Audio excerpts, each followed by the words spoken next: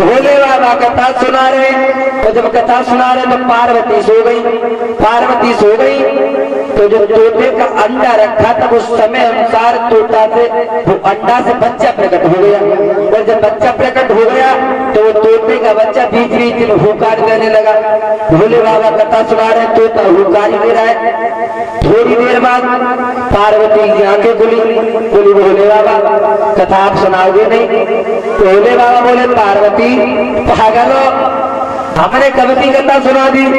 पार्वती बोली भोले बाबा कथा हमने तो कोई कथा नहीं सुनी है, हम तो सो रही थी।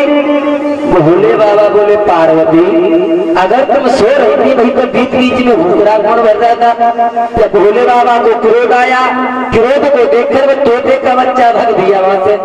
तो तोते का बच्चा भागा तो उसके पीछे भोले बाबा त्रिशूल लेके पड़ गए। भोले से आज हम छोड़ेंगे नहीं, तीनों लोगों में तोता घूम रहा है लेकिन कहीं छुपने की जगह नहीं मिली, और कहीं छुपने की जगह नहीं मिली।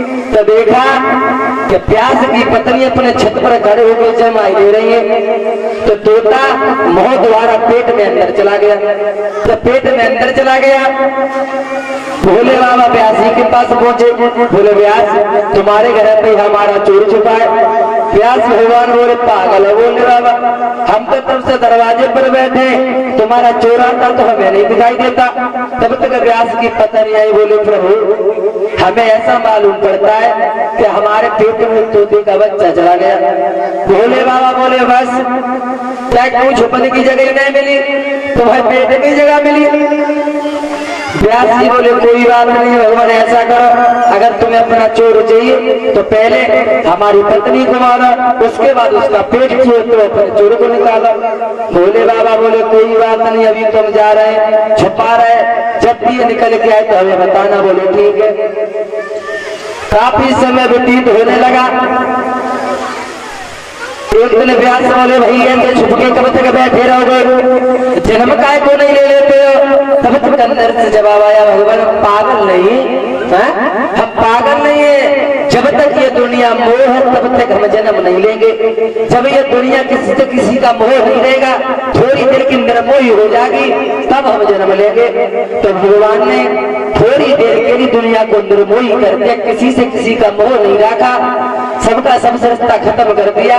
तो जन्म लियो सुख दे बनी में नराल पेटे अंग, चले भागते बनी को तो लगे प्यास जी संग। व्यास जी बोले बेटा कहाँ जा रहे हो? सुखदेव बोले वापस लौट जाओ, कोई किसी का बाप नहीं, कोई किसी का बेटा नहीं है। अगर तुमसे रिश्ता ही चलाते तो हमने कब का जन्म ले लिया होता, इसीलिए तो हमने जन्म नहीं लिया था। यही थे महाराज सुखदेव। अब देखेंगे महाराज परीक्षित के जन्म और शादी के बारे में। एक कवि कल्पना तो ये करता है कि जो महाराज परीक्षित थे इनका जन्म भी नहीं हुआ था, उससे पहले इनकी शादी तय हो गई। अब आप लोग सोच रहे होंगे बच्चे का जन्म नहीं हुआ तो पहले शादी कैसे तय हो जाएगी? ऐसा तो कहीं नहीं है, लेकिन परीक्षित महाराज का जन्म नहीं हुआ, उससे पहले ही शादी तय हो गई। एक बार महाराज वासु की सभा लगी थी, उस सभा में महाराज अर्जुन जा रहे हैं, और जब सभा में पहुंचे तो जो महाराज वासु की सभा लगी हुई है वो